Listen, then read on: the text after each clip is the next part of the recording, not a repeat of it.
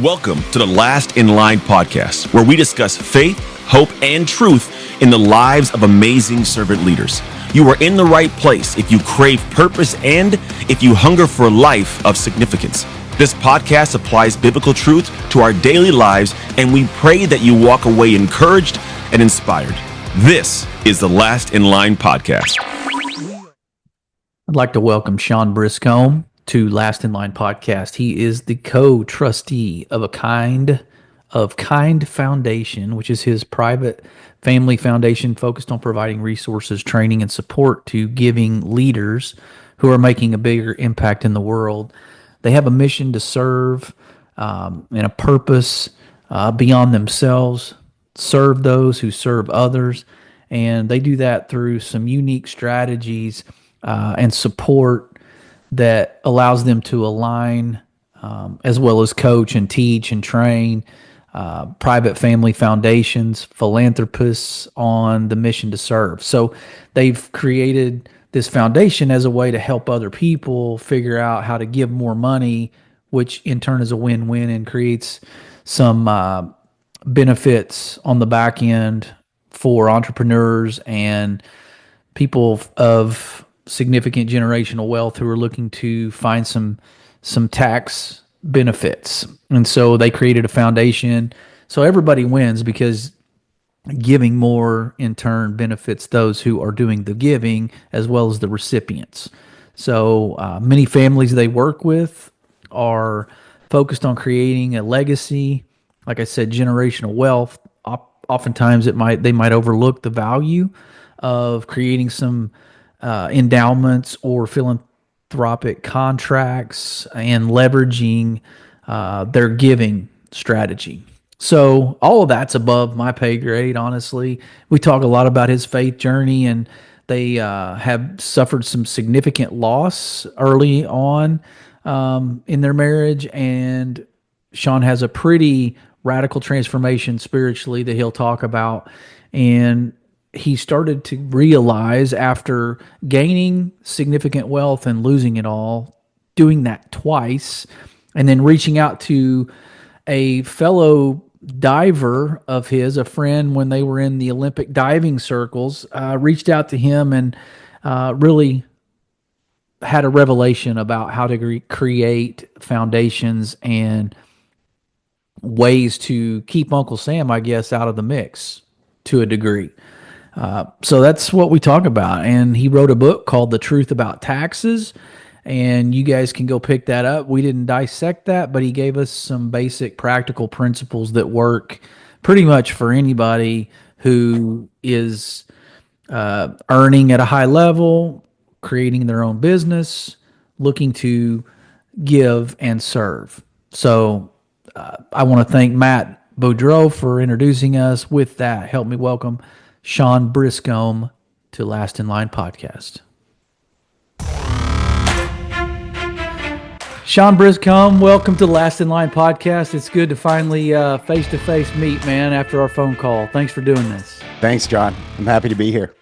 Got some mutual connections. Matt Boudreau specifically connected us, and man, what a salt of the earth human being. And so grateful for that. Grateful now to whether you're accepting or not, you're in the fold now. You're in my phone, and you are now officially a connection, brother. So thank you. Glad to have you.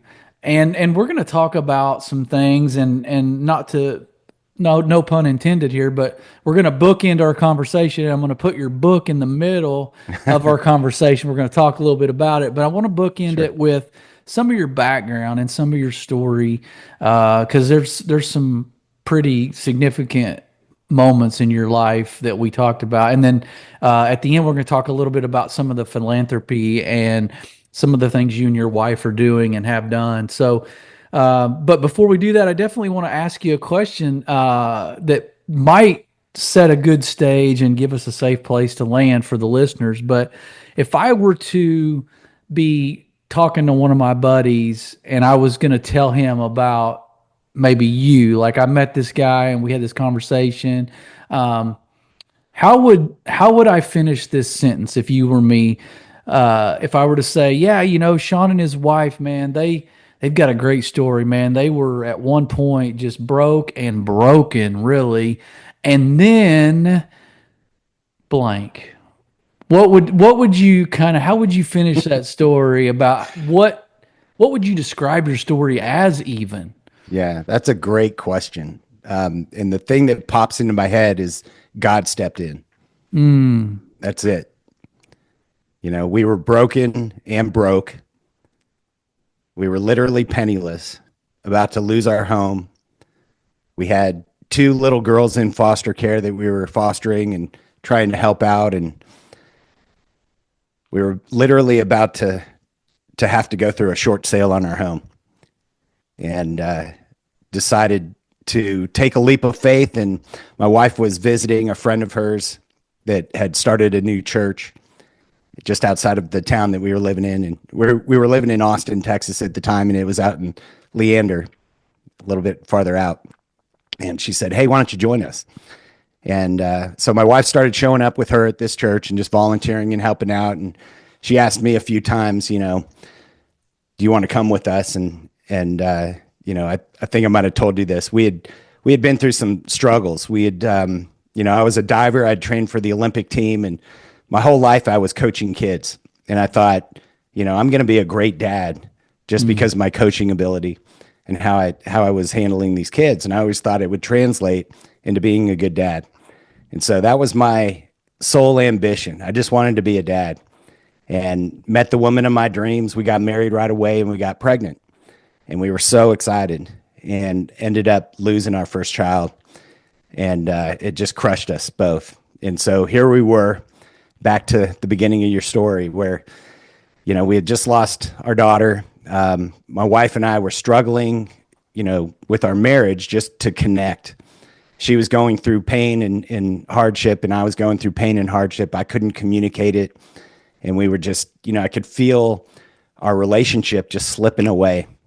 And so she was driving her car one day and ended up going into a parking lot and bawling her eyes out, just stuck in that pit, in that misery. And there was a knock on her window, and it was her best friend from high school, Adina Ramsey.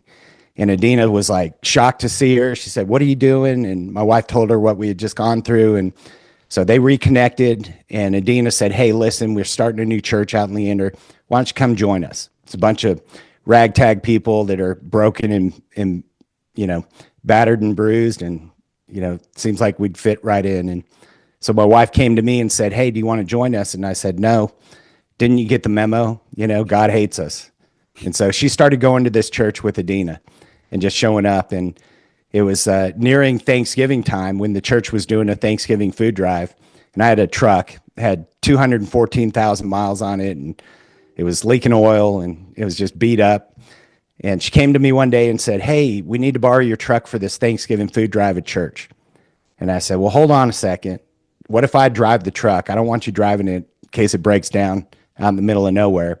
So I hopped in the truck and I drove out there, and everybody was meeting at a middle school in the parking lot, and they were packing, boxes of mashed potatoes and green beans and stuffing, and then a frozen turkey, and boxing everything up and delivering it to families that didn't have a Thanksgiving meal.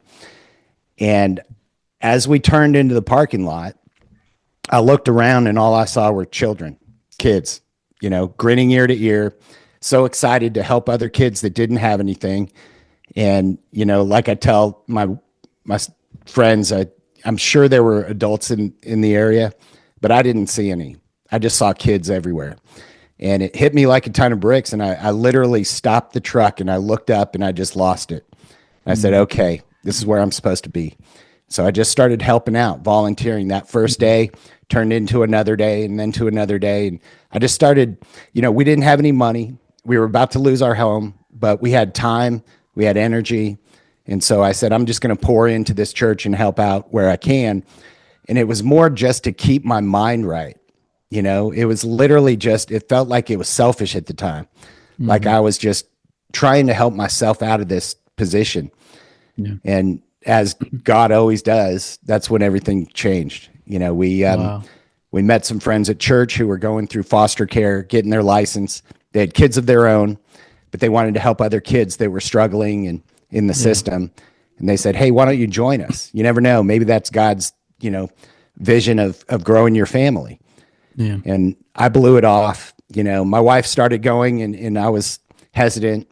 It usually takes about 30 days to get a foster care license. They have to, check the house, make sure that you have things like a smoke detector and a fire extinguisher. And the kid has their own space and things like that. Took us about 8 months to get licensed. We were so resistant. But as soon as we got licensed, we got 2 little girls, Chiquita and Sarah. They were 2 and 4 years old from a family of 6 kids, 2 adults living in a 1-bedroom apartment. Parents were cooking meth in the apartment complex.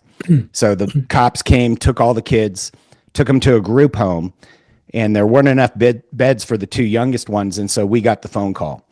And that was our first experience. And as soon as we started taking care of these girls, they literally showed up at the house with a trash bag full of clothes and, just looked like they hadn't bathed in a week and hadn't eaten in a couple of days. And, you open up the trash bag and it just reeks of meth, that pungent smell. So we put their clothes in the garage, and my wife took them to Walmart, got them a whole new wardrobe, and they loved it. They were wearing pretty dresses and just excited. And that was our first experience. That's an awesome story. And I wanted you to go into some of that because it tells a little bit about not only how far you've come, both of you, but how you had an opportunity to make a choice of, I'm just going to not press on. Like, we're just going to let this beat us. Like, you were at a point where you probably had every right to just kind of throw in the towel because there was so many things going on around you that were worthy of breaking most people. I guess let me go back a little bit too, because I think it's cool that you train with Greg Louganis and some of the Olympic team, and maybe as an athlete, like, give us an idea, just kind of, because obviously during those days you weren't a Christian, and so how did you get into that? How did you get into diving? It's not like everybody wakes up and dreams about. I mean, I got up and was dreaming about hitting a home run in Yankee Stadium. Not many people get up and dream about being an Olympic diver. So how did that happen? Yeah, it was kind of it was luck. I was, growing up in California, I was in gymnastics in the wintertime, swimming in the summertime. And I was at swim practice and at, 6 a.m. every morning. And then we were back in the afternoon. And the first thing I noticed was that in the morning workout, there were no divers at the pool. And in the afternoon workout, all the divers were sitting in the hot tub. And that's where all the pretty girls were as well. And I was just like, man, I'm in the wrong sport. So I started playing around on the diving board, doing flips and, things that I'd learned in gymnastics. And the swim coach at the time, these guys were in college, and his college roommate was a diving coach at another pool. And he said, hey, let me take your son, he went to my mom and said, let me take your son over there and just see if he likes it. And so I just tried it out. And within a week, I had a full competition list and was ready to go for my first competition. And so competed a couple of times, won a couple of local competitions, and, just it kind of naturally fell into it. And within a month, after about a month, I remember it was a Friday afternoon. I was at practice. All I wanted to do was finish practice so I could go home and play with my friends. And so I had one more dive left, and I ran to the end of the diving board, turned around and, whipped off the dive really quickly. And I hit the diving board, and I got 17 stitches in my head. I was at the bottom of the pool. Blood was coming up. It looked like Jaws. And I was, I was like, I'm done. I got stitched up, and I just thought, that's it, I'm done. Well, a couple of weeks later, I was coming home from gymnastics practice, and we stopped at a Baskin Robbins. And one of the divers from the diving club I was with was her mom and she were in the ice cream shop, and we ran into them. And they were like, hey, there's a new program at Stanford University, and the college coach is teaching age group kids, teaching younger kids. You should really check it out. It's a brand new program. So we tried it out, and that's when it really took off. When I was training with the college team at that level, it elevated all of the age group divers. We could see what the expectation was at that level. And so it just naturally lifted everybody in their training. And so when I was, I trained at Stanford all the way through age 14. And when I was 14 years old, I went down to Mission Viejo and started training with Greg Louganis and the whole Olympic team. Ron O'Brien was the coach. We had, back during the 1984 Olympics in LA, it was a huge sport at the time, a lot of publicity, a lot of notoriety. And I was right there with them in that. And it was amazing. Awesome, dude. It was fun. Well, I think there's something to pull out of that for life, because I think we get accustomed to being around people with similar skills, and maybe even where we're the smartest or the best in the room, and everything's we fall to our level of, circle that we're in, right? And I think to your point, like if we get in enough rooms where people are better than us or more qualified than us or just more experienced than us, it levels our game. It elevates it. Just like you guys, you were young, but you were around greatness, and it pulled out more greatness in you.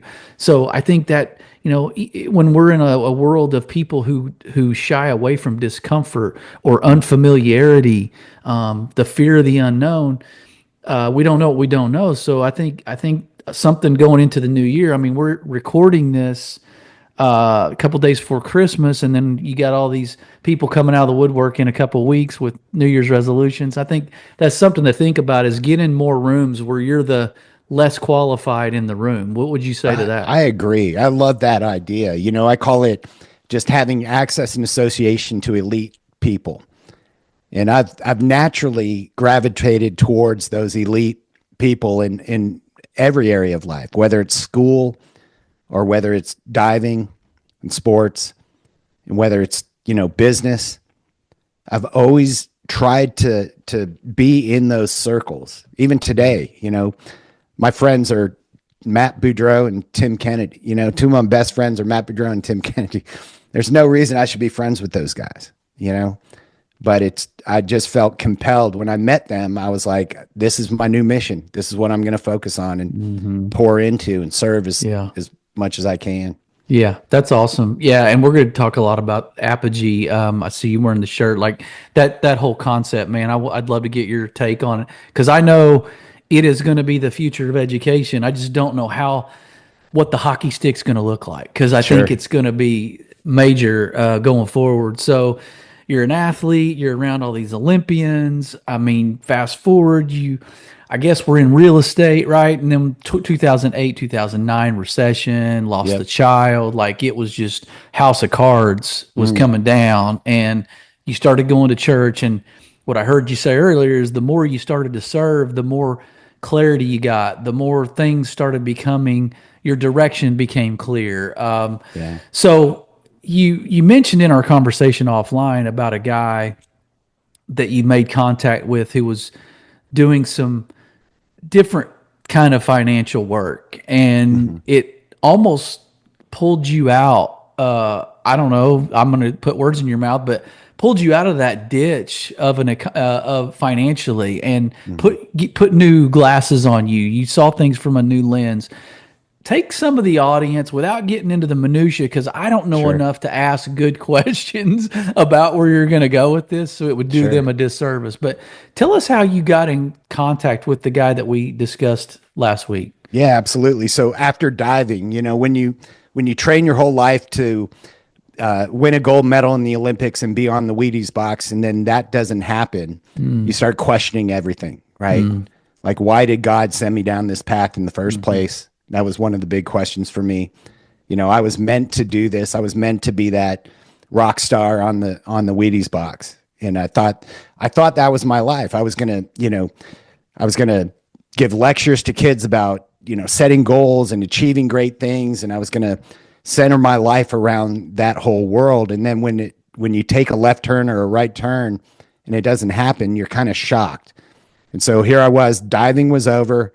I had gotten into real estate lending and investing, and started off in the .com world and made a bunch of money in the .com world. I had started a company called mall.com. It was the very first online shopping mall It was exactly what Amazon is today, but back in 2000. Wow. And we ended up selling that company to a venture capital firm for a ton of money. So here we were, 5 guys that had started this company with millions of dollars, young guys. We didn't know what we were doing financially, had no idea about money, how to keep it, how to grow it, or how to give it. None of that. We had just made it. And, it was really just circumstantial, to be honest. We took that money and invested it in a second company that was just horrible timing. It was right after the dot-com bust. And so we ended up losing everything and had to shut our doors. And that's when I got into real estate lending and investing. It was the next new thing. It was the next hot topic, if you will. Everybody was doing it. So I jumped into real estate lending and investing. We started a firm and that grew and made a bunch of money in real estate lending and investing. So I had cycled what I call cycling, where you make a bunch of money and you lose it all. And then you make a bunch more money. And then in '08, when the real estate market collapsed, we lost everything again. Had to shut our doors, had to lay off 50 employees and hit the reboot button and start all over. So I had cycled twice, where I had thought I had made it, and then the rug gets yanked out from under you and you lose it all. And you're just, questioning everything. And it was then that I got serious about money and finance. I was like, there's got to be a different game out there that other people are playing. And one of my good friends from my diving days, Kyle Bass, was a hedge fund manager in Dallas, Texas. And he was one of these guys that was successful in kind of predicting the subprime mortgage meltdown. There's a movie called The Big Short that was written about him and all of his hedge fund manager friends at the time that successfully predicted it. What Kyle had done was he started his hedge fund in 2006, and he had noticed that real estate values were going up, but jobs and incomes had flattened off and had stopped staying abreast of the rise of prices in real estate. And for the last 30 years, those two numbers had always tracked together. So it was the first time there was a dislocation in those two numbers.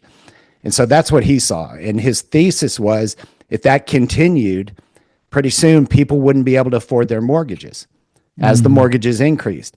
And when that happened, the mortgage-backed securities would start to fail. And so he researched, well, what would be the hedge to those mortgage-backed securities failing? And it was an insurance product called a CDS, a credit default swap, meaning if the mortgage-backed securities failed, the credit default swap, the insurance product, would pay off and make those investors whole. And so it was very cheap at the time because nobody believed that real estate was ever going to go down. Real estate was always going to go up by 6% a year. It always had, and it always will, right? That was the story we were telling ourselves. And Kyle knew differently. He saw something different. And so he raised about $107 million in capital, and he bought CDSs against Lehman Brothers mortgage-backed securities. And when Lehman Brothers collapsed, his hedge fund was up over 800% in 1 year.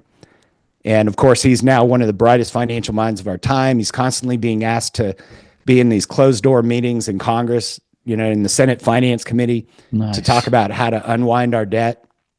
And he'll fly back and he'll get on the phone with me and he'll say, "Dude, you're never going to believe this." And as soon as he says those words, I grab a pen and paper and I start taking notes, because I know something good's going to come out of it.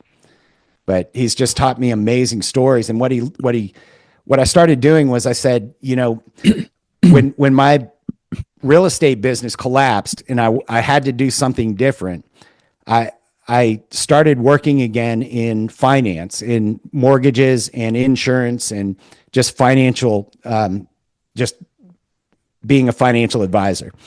And so I flew up to Dallas and I sat down with him and I said, "Listen, I know that you're using foundations and trusts and you've got a totally different structure with your business so that you're able to keep your money and grow that wealth and give back more and make a bigger impact." I said, "My wife and I are going through foster care. We've got these little girls that we're fostering right now. We want to help more kids. How do you do this? Like, how can I pull this off? I really want to make this work." And at first he was like, "Listen, come back when you've made another million," right? Like, you're not ready yet. And so I just kept bugging him and bugging him and bugging him. And finally, he let me sit down with his attorneys, just a small team of attorneys. And they kind of opened the kimono and showed me what he was doing. And it was just a very simple business structure where all the money that he was making in his business, after he paid out his employees and paid out his overhead and expenses, whatever money was left over that was taxable, it was sent over to a trust. And so it zeroed out the taxes on the 1040 side. What he showed me, this attorney showed me, was that in America, there are two different tax systems. There's the 1040 and the 1041. The 1040 deals with individuals, LLCs, and businesses. The 1041 deals with trusts and estates. And that the wealthy elite know that the name of the game is about control, not ownership. The wealthiest people in America don't own anything personally. It's all owned in a trust or a foundation. They're just the trustees where they control it. And so the second thing he taught me was that the wealthy elite understand that the game is about control, not ownership. So they give up ownership, but never lose control of their stuff. Mm-hmm. You know, Nelson Rockefeller, who's now the patriarch of the family, in 2014, about 10 years ago, just over 10 years ago, he said to his family, he was at a family reunion for the Rockefeller Family Foundation, and he was at the podium, and he said, the secret to success is to own nothing and control everything. To own nothing and control everything, which is exactly what we're talking about. They give up ownership of their stuff to these trusts, these different entities, but they never lose control over it. And when they're not owning it, they're not taxed on it. When you don't own your income and own your assets, you're no longer taxed on it. And the tax game changes. Yeah. So you wrote a book. Oh, so okay, go into the third one, and then there's one more secret that is really important. He said, listen, if you want to build generational wealth, you have to first learn how to give it all away. And that shifted everything for me. I said, what are you talking about? And he said, if you want to build generational wealth, legacy wealth, you have to learn how to give it away. Now, just today, this morning, I looked at an article about Mackenzie Scott now. She divorced Jeff Bezos, right? Well, in that divorce, she got 36 million shares of Amazon. 36 million shares of Amazon. You know, just a ridiculous number. Well, the whole article was about how she is successfully giving away all that money. But when you when you drill down on the article and you read farther, you realize that what she's doing is giving it away to her own private foundation, which is a 501c3 tax-exempt organization.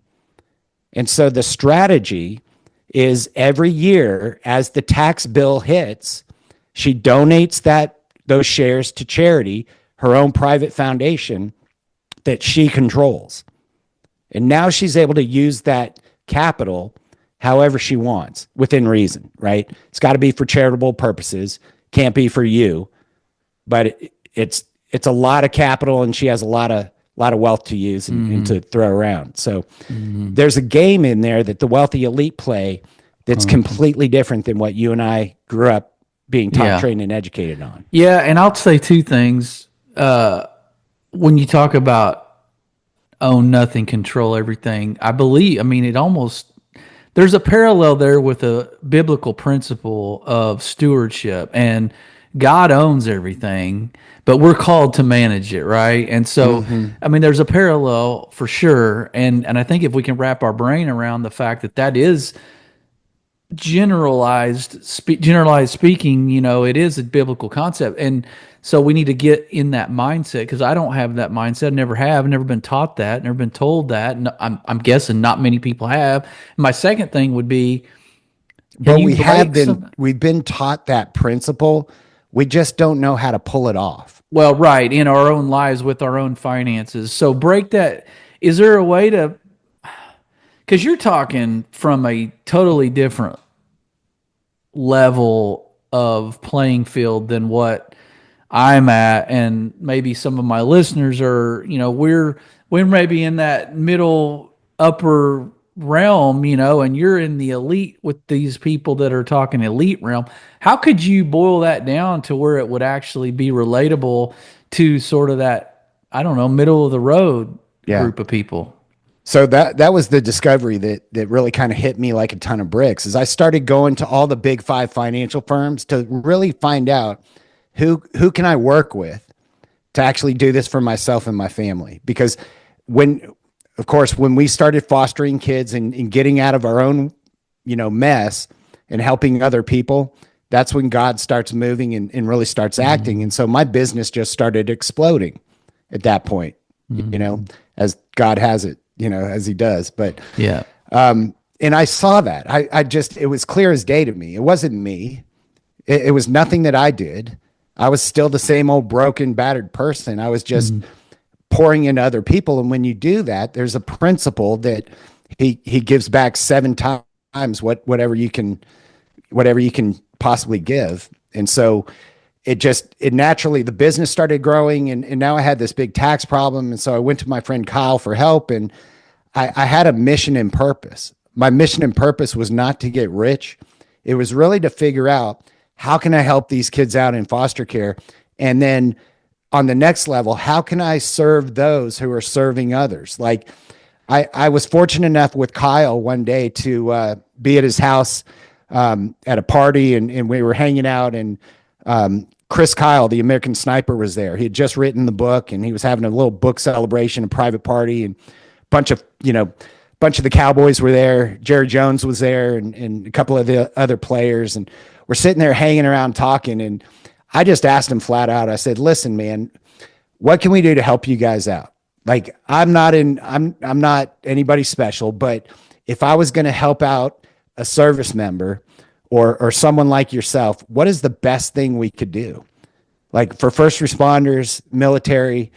And he looked at me and he goes, "Man, just serve those who are serving others. Just make them feel like you're in their corner. Support them as they're serving." And that to me was it was like a big aha. I was like, of course. Why are we trying to pick and choose what we want to do for service? Why aren't we looking for other people that are serving at high levels and support them? So that to me was a simple way to kind of dip my toe in the water in the philanthropic world. And so my wife and I, we did that. We started Kind Foundation. Kind Foundation was originally set up to help kids in foster care to heal from life's hurts. And then naturally, we wanted to support the families that were supporting the kids. And then when I met Chris Kyle and he said that to me, I was like, why are we limiting it just to this one little niche? Why aren't we serving anybody who's serving other people? And so that became the new mission and purpose of Kind Foundation. Serve those who are serving other people. So, Wow, bro. I mean, you've kind of figured this thing out. And I know you wouldn't say that about yourself, but I know that you're constantly in tune with what God wants you to do next, because it's not about your plan, of course. Because the minute we get into that, you know how it'll stall out as quick as it started. So is your book that you wrote, Truth About Taxes, is that book kind of behind the curtain on some of the things you learned from your buddy, and then some of the things you've implemented, and just sort of how you're seeing things differently? And does it apply? I mean, the serving others who serve obviously applies to everybody, but how can because I've always assumed that the loopholes that are out there in the tax system are for the elite, right? The people who are just in another bracket. And so how can we apply some of that? I mean, should we all just start a foundation and a trust? Like, I don't think that's necessarily practical for everybody. So tell me about it. Maybe not for everybody. This is not a fit for everybody, of course. I think the most important piece is, I call people that want to focus on philanthropy and giving back and making a bigger impact, I call them giving leaders. And so what I really look for are giving leaders. I look for business owners and entrepreneurs and investors, people that control their own income, because that's a big part of it. If you're W-2 it's a little more difficult to pull this off. It's not impossible. I've got a W-2 client that I always use as an example. Great guy, Vishal Shah. He's Indian. He's an airline pilot for Delta. Makes really good money. He's a young kid. He's in his 30s and no kids, no family, and he just flies everywhere and he makes really good income, but no expenses, no deductions. He's W-2. And so we set up a foundation, a 501c3 for him. And every year he calls my team and says, okay, how much do I need to donate to my foundation in order to get a refund on the taxes that I've already paid? And so last year we did the calculation and it turned out it was like $66,000. It was the maximum. If he donated $66,000, it would trigger a $22,000 or $24,000 refund for him. So what is that? $90,000 swing? That sounds crazy. So he donates to his foundation that he is the trustee of, that he controls, but he doesn't own, and he gets a $24,000 refund from Uncle Sam. So with one decision, he's saved $90,000, and that's this year, right? Now he's been doing this for 5 years. And so every year he's been donating to his foundation, and the money is just growing and compounding. The foundation that we use, there are 10 different 501c3s out there, and they all have a different mission and purpose or a different reason for setting them up. But the one that I like to use is held in trust, where you're the trustee. And as a trust, you're able to take that capital and buy and sell assets and grow the wealth of the trust. Ultimately, it's for other people. And so there are certain rules of the game that you got to follow, right? Like every year you got to donate 5% of the value to charity. But when you think about the amount of taxes that we pay just at the city level, the county level, the state level, the federal level, income tax, capital gains, every tax out there, if you're able to plug the holes and stop the bleeding and keep all of that money, not just this year, but next year, the year after that, the year after that, for the rest of your life, the rest of your kids' lives, can you see how that could shift your family's legacy and your family's bloodline after a while? Yeah. That's awesome, my mission and purpose, is teaching people how to change their family bloodline by just changing how they're thinking about money and wealth. Yeah. We the days of planning for retirement are over. It's over. Yeah. Retirement planning doesn't work anymore in this world. The economy doesn't fit that whole design. So why don't we throw that out the window and start focusing on generational wealth building or legacy planning? Yeah. Where we can literally change your family's bloodline by just simply plugging the holes, stopping that bleeding, and keeping all of that money. I hear you saying that it makes more sense if we figure out a way to be our own boss and create our own service company, start a company, build some sort of thing that is yours, like, and not just being the W-2 you were talking about. And I would say a lot of people are the W-2 people, but there are a lot that don't get what you're saying that could benefit from it. And by the way, also serve somebody else by creating the foundation and giving. Like you said, I think it's a great concept. Like, I think it's revolutionary to think about, the more I give, the more I'm going to probably get back. Oh, wait.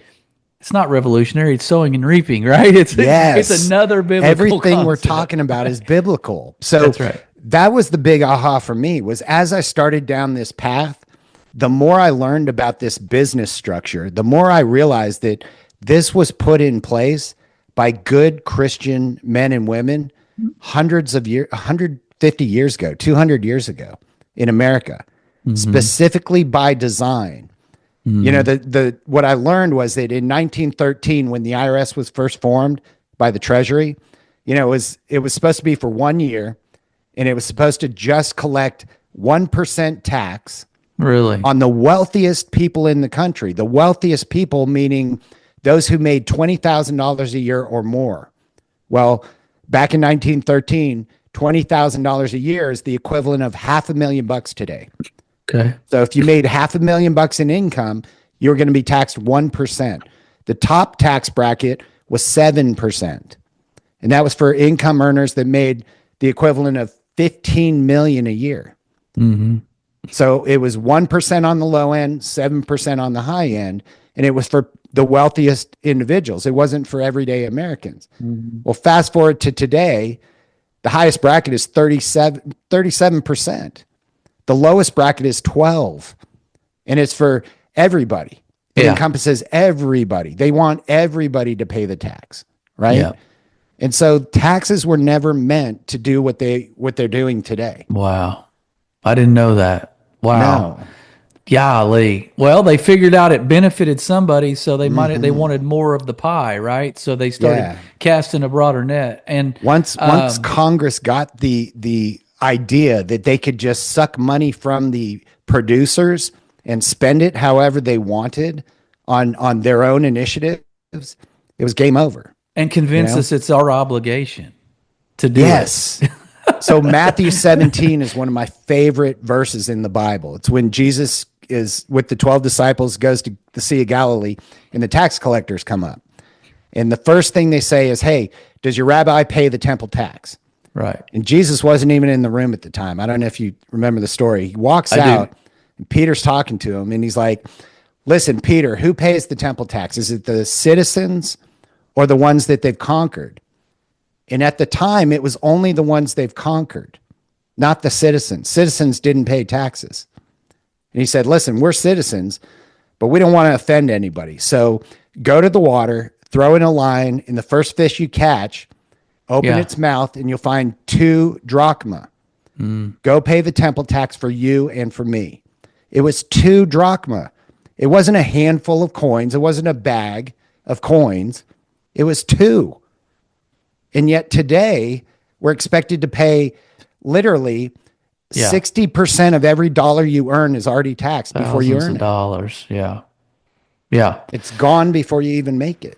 Well, man, you've blown the top off of my brain with the tax stuff, and we're gonna have to get your book I'm gonna put the link in the show notes because maybe there's some people like me that are always late to the party. That's fine, as long as we attend at some point.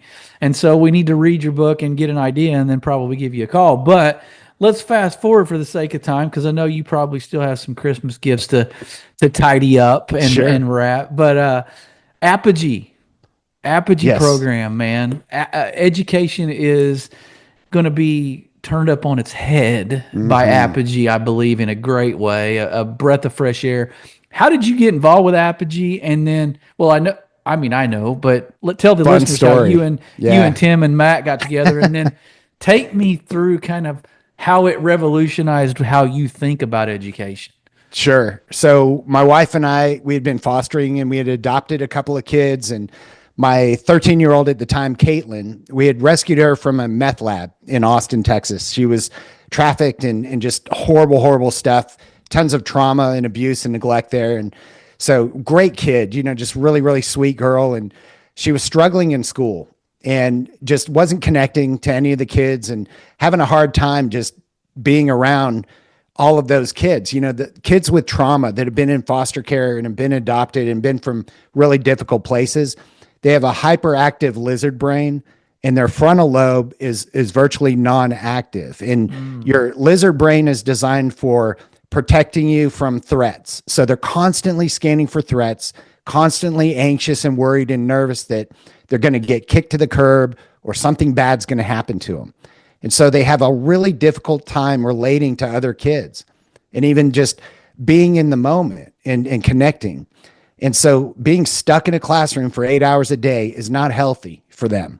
Probably not healthy for any kid, for being honest. Yep. And so we had pulled her out of school, and we had sent her to Asheville, North Carolina to be part of a program called TRAILS. TRAILS stands for trust, respect, accountability, integrity, and leadership and service. And so these kids go up into the mountains, and they go through these evolutions, and they learn and master trust. And then the next thing they do is they master respect, and then they master accountability, and they master integrity and leadership and service. And when they come down off the mountain, these are completely different kids. They've been out in the wilderness, away from their devices, connecting with nature, connecting with each other, connecting with God, right? For months and months in the wilderness, doing hard things. Like my daughter had to learn how to build a fire with nothing but what she found on the ground. No matches, lighters, nothing. I can't even do that. You know, it's a difficult skill that these kids have to fail at over and over and over again. But when they light the fire, they have these little breakthroughs, and their brains get rewired for success. It relaxes the lizard brain, engages the frontal lobe, and rewires the brain. And it cures trauma. You can actually cure trauma in soldiers or in anyone with two things: doing hard physical things where you have to have these breakthroughs, where it's difficult and you got to fail at it, but you break through, and then connection with other people, relationships. And so that was the premise of this program. But we knew that when she graduated, we weren't going to send her back to public school. It just wasn't an option. And so we were leading up to the November 2020 election, and I had never shot a gun before. And, you know, the joke at the time with my wife was I at least needed to know, how do I turn this thing on, right? So I signed up for a class called Sheepdog Response. It was just a local weekend warrior, learn how to shoot guns and do jujitsu and self-defense. And it was from this guy named Tim Kennedy, who I'd never heard of before. He's an ex-MMA fighter. He's a master sergeant in the Army. He's a sniper, Green Beret, special forces operator, just an absolute elite man. And great Christian, great father, great husband. So I take this course and just loved it. Loved his team. They were all elite at what they were doing. Had a great time. Got to meet JP Sears. He was in my class. Got to roll with him and have fun. And anyway, I was, just enjoying it. I was driving out to the gun range on the last day, and I get an email about a new school that Tim was starting called Apogee Schools. The whole concept of Apogee was to take the kids out of the classroom into the nature, into the wild, basically, and through doing difficult, challenging tasks, they would learn by doing. It was project-based, and it was learner-driven, learner-led. Okay? And it's all translatable to life. It is. So it's life skills. What they're learning is, how do you interact with others? How do you do conflict resolution? How do you live by a code? What is a code? Like, that's the first thing these kids learn on month one is they have to write a code that they all have to sign and agree to as a unit, as a campus. Yeah. And so just going through these evolutions in this basic hero's journey, if you will, it was a revolutionary way for them to learn. And I thought, oh my gosh, this is the future of education. I've got to help this guy. I said, I know exactly what this program needs to look like. And so I ran up to Tim on the gun range. And you're thinking about it from a financial foundation standpoint, right? Yes. How to like shelter and I don't know the right words, but like channel. So yeah, exactly. Yeah. So I was thinking to myself, the first thing we need to do is set up a foundation for them so we can start a military and first responder scholarship fund for these kids that can't afford to go to this private school. Right. So good. And so that's where my head goes first. Right. Yeah. And so I go running up to Tim and I hit him on the back and I'm like, Tim, I know why I'm here. And he whips around and he grabs his gun and he's like, why? And I was like, no. You're about to not be here anymore. Exactly. I mean, we're talking these elite special forces operators, right? And I just go up and hit him on the back and I'm like, dude. So he looks at me and I'm like, I'm supposed to help you with Apogee. And he goes, why? And so I jump into my spiel, tell him my whole backstory, tell him about our foundation, how we're helping kids. And I said, Tim, I know this is the future of education and I know exactly where you need to go with it. I said, I'd love to start a military and first responder scholarship fund. And he goes, man, I've always wanted to do that. And then he looked at me and he goes, crap, we're going to have to go to lunch, aren't we? And I said, yeah, we are. So we went to coffee the next week and he shows up in his military fatigues and he's going out to Camp Swift to go train. And he kind of walks in, gives me a hug, and he slams his cell phone down and he goes, all right, buddy, I got 8 minutes. Tell me everything I need to know. Right. One of those meetings. And I was like, oh, he had 8 minutes. 8 minutes to talk about the future of his company. And I'm like, I've got big plans, right? Like I see it so clearly. It was literally when I was driving out to the gun range, it was like God hit me on the side of the head and said, this is what you're doing next. This is all you need to focus on. Wow. And so an hour and a half later, we were still talking at this coffee shop and his phone was buzzing and spinning in a circle from people trying to get in touch with him. And he was just like, he's like, I gotta go. He's like, but I love this. How do we do this? What do we need to do first? And I said, let me start the scholarship fund. And he goes, perfect. Let's get that done first. And he stands up. Now I want to remind you, Tim Kennedy was on the ISIS kill list. Okay. Like that's this guy. He is credited with getting the number 2 guy, Zarqawi. You know, Robert O'Neill got Osama bin Laden. Yeah. Tim Kennedy got Zarqawi, the number 2 guy. Pretty famous dude. And ISIS is after him at the time, right? Mm-hmm. Yeah. And so he stands up and he's all excited and he looks at me and I can see in his eye that all of a sudden he realizes he doesn't know me at all. And he's just planned out this entire business with a guy that he doesn't even know. And so he stands up and he's like, listen, can my team do this and just call you if we need any help? And I said, sure. You know, I've got 2 empty hands, put me to work. And a week later, he calls me in a panic and he goes, I need your help. I said, what happened? He goes, well, we set up a landing page to collect donations for that scholarship fund. And we were using Stripe as the payment processor. They've locked down my account. I've got $37,000 in chargebacks and they won't release the funds.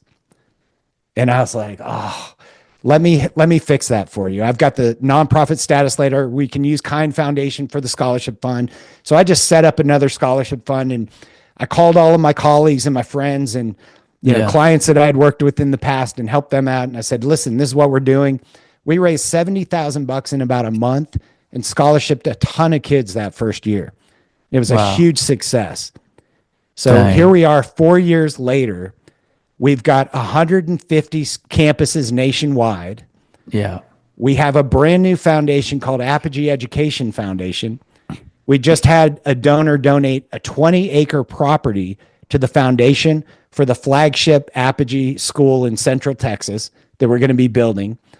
You know, when I say building a flagship school, I asked Tim, I said, what do you envision this school to look like in your mind? And he looked at me and he goes, do you remember American Gladiators? I said, yeah. He goes, just like that, but bigger. I said, okay. Wow. Oh my gosh. Well, and I mean, it's boys, girls, it's, I don't know, ages. So it's ages 4 to 12. 4 to 12. Okay. 4 to so 12. There's still some high schoolers, right? I thought. So we've got different groups in Apogee. So Apogee, the word Apogee means the farthest distance or the zenith or the peak. So when you think about education, where's the apogee point? Where's the farthest distance? Do you ever reach the apogee point in education? No. So that was what the meeting was about. I said, not only should we be doing this for ages 4 to 12, we should start a young men's and a young women's mentorship program. Tim's an amazing guy and he's got an amazing network of friends. He's good friends with Joe Rogan. He's friends with Jordan Peterson, Tulsi Gabbard. I mean, Donald Trump.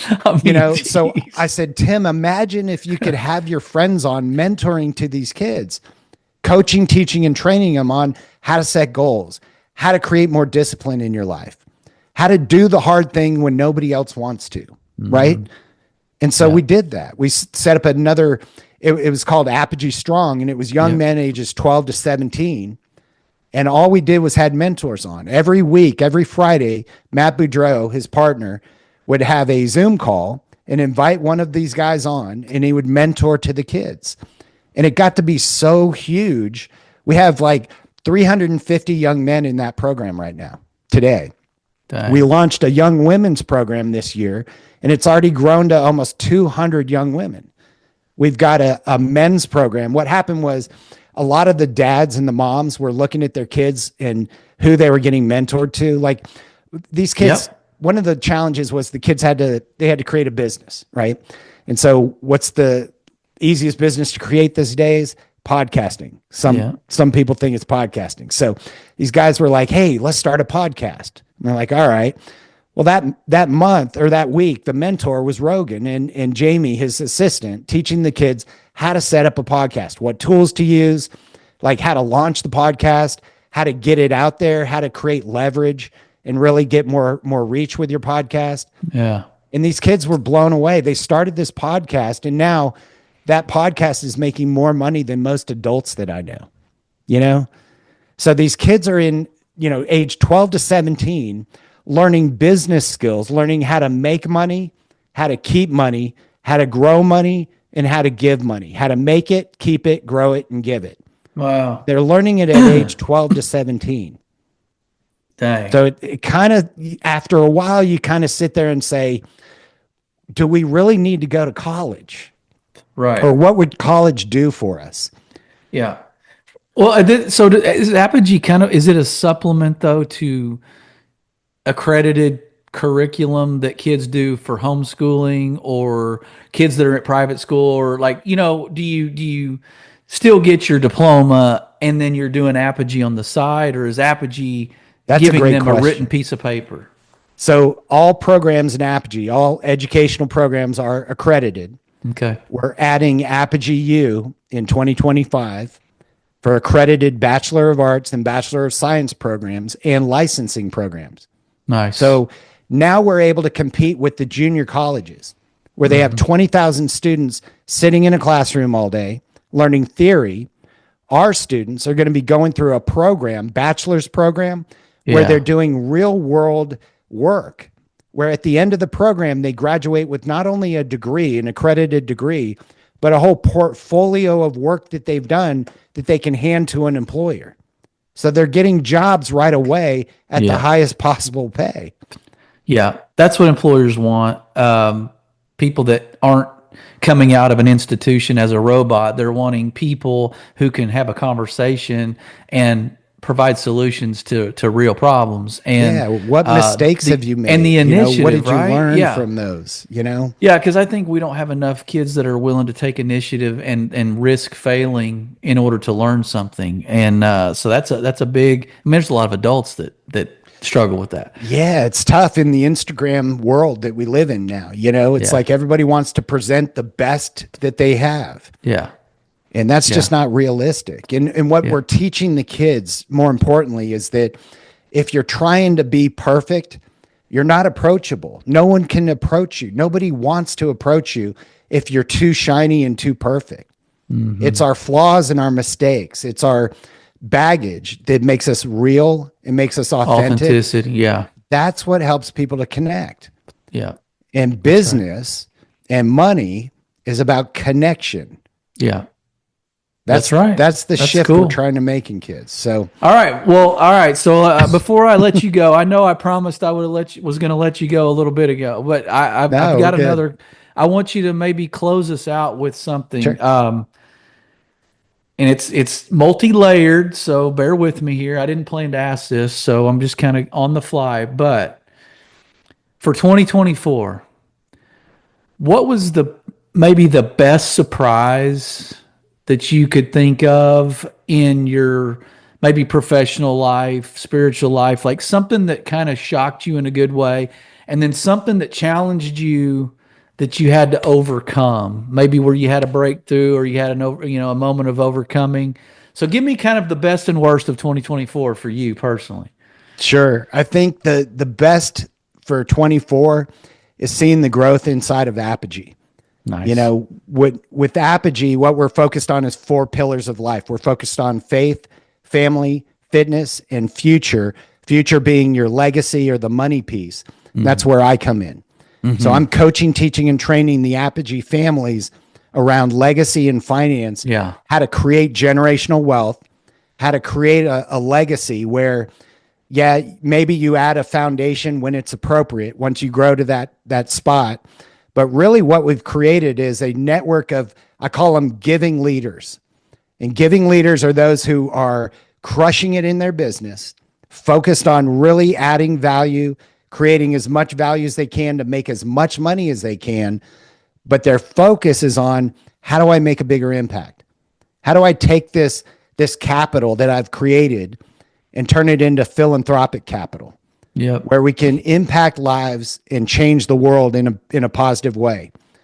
And what I've been doing is just helping one family at a time to focus on and really clarify, what is our mission and purpose? If I was able to show you and help you to save every tax dollar, not just this year, but next year, the year after that, for the rest of your life, that's a lot of money. And if your goal is just to go out and buy 5 Porsches and crash them all, I'm not interested in helping you out. But if your goal is to give back and make a bigger impact, and we can clarify your mission and purpose, now I get excited. Now I'm all in, and I'm going to help that family to achieve that goal.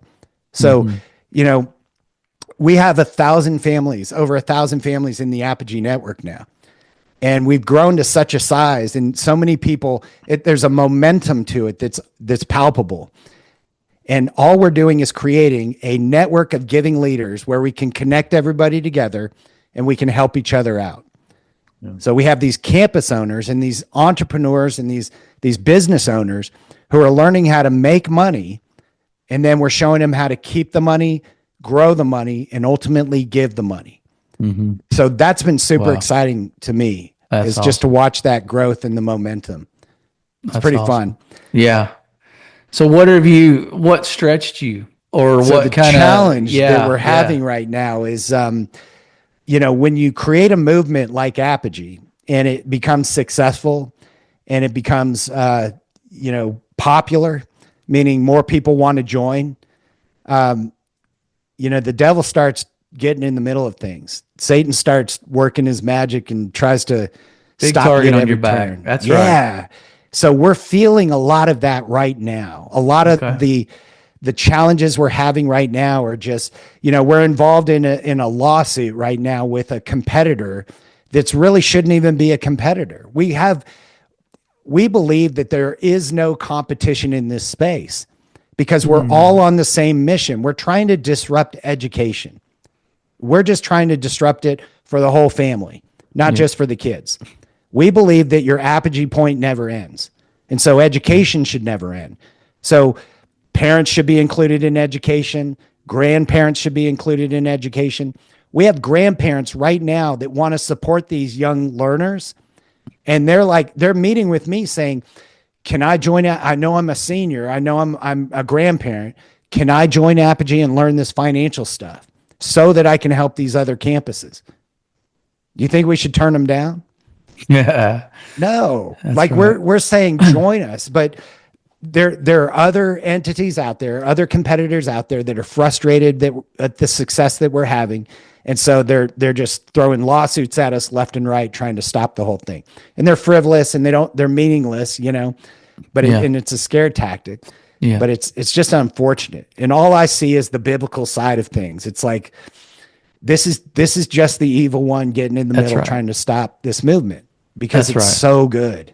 Yeah. And I would assume that what we can do for you guys is just pray. Enough people praying against any evil that's going to try to intervene between what you're doing for the kingdom. All right. So last thing, what personally for Sean Briscombe, what is God working on you the most, would you say right now, personally? What is he chiseling away at you to make you strong? This is an embarrassing question, man. For me, it's ego.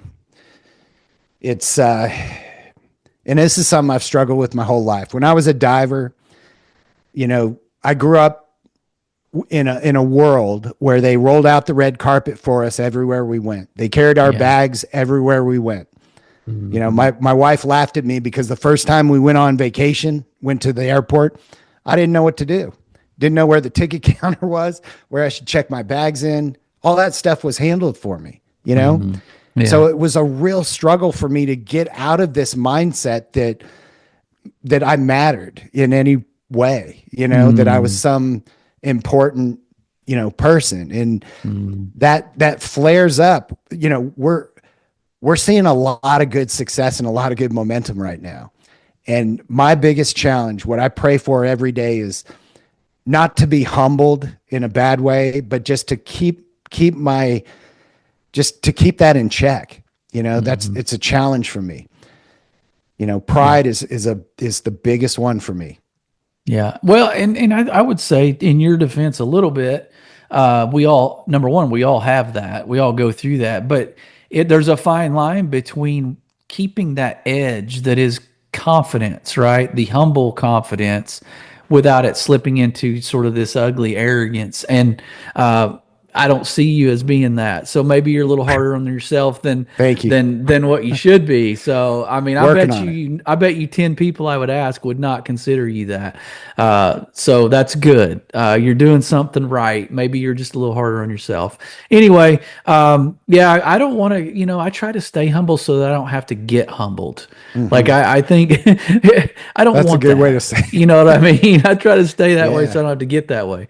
Well, hey man, I really appreciate this. This has been a lot, and I know we've scratched the surface on a lot of these conversations, a lot of these topics, but, it's been good to meet you. It's been good to unpack some of your story and some of the way you see the world and all the good you're doing for the kingdom, because it's all built around biblical foundation. So that I'm very grateful for. So audience, I know we just scratched the surface. Maybe we'll bring him back, but he has been the one and only Sean Briscombe.